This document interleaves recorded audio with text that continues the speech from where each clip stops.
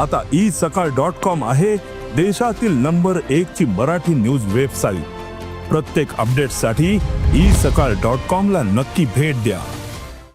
गिरीश महाजनांचा जन्म झाला नव्हता, त्या कालखंडामधला इतिहास मला माहिती आहे। मी 19ला भारतीय जनता पार्टीमध्ये होतो। मी महाविकास आघाडीमध्ये जरी असलो तरी मी 40 वर्ष भारतीय जनता पार्टीमध्ये काम केलेलं आहे आणि त्यावेळेस आणीबाणीचे चटके जे मी वर्ष 25 होतो, मी अटकमध्ये नव्हतो त्या कालखंडामध्ये, तरी मला पूर्णपणे आणीबाणीची जाणीव त्या कालखंडातले आहे। गिरीश महाजन म्हणतायत की शरद पवार संघावर विरोध करता आणि खडसेजी त्याच पक्षांमध्ये आहात। आणीबाणीला कधी संघाने कधी राजकारणामध्ये कोण्या पक्षात राहावं हे कधी सूचना केली नाही। भाजपमध्ये संघ असं जर गिरीश महाजन असतील म्हणत तर त्या संघाने स्पष्ट करण्याची आवश्यकता आहे। परंतु मी संघाचा स्वयंसेवक आहे आणि मला जे संघाने शिकवलं त्यामुळे संघाने काही भाजपमध्ये राहा असं विचार केला नाही। संघाने भारतीय जनता पार्टी असेल का काँग्रेस असेल कुठेही राहा, पण हिंदुत्वाचा विचार जपला पाहिजे ही शिकवण संघाने दिलेली आहे। गिरीश महाजन म्हणतात की 1990 नंतर एकनाथराव खडसे भाजपमध्ये आले।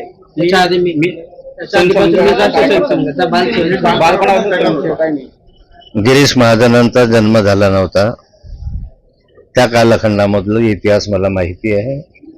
मी 19ला भारतीय जनता पार्टीमध्ये होतो।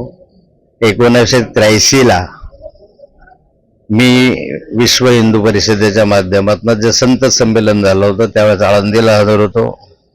1983च्या 82च्याच कालखंडामध्ये तळजाईचं शिबिर झालं होतं पुण्यामध्ये, जे राष्ट्रीय संघाचे 35,000 स्वयंसेवक त्या ठिकाणी उपस्थित होते।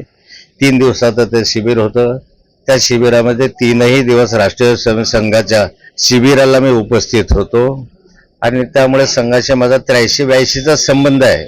मी काही 90ला जन्माला आलेला नव्हतो राजकारणामध्ये आणि त्यामुळे तेव्हापासून तर आज तागायत हे कुणीही संघाचे सांगू शकतील की 1983ला मी तळजाईच्या संघाच्या शिबिरामध्ये होतो का नाही होतो।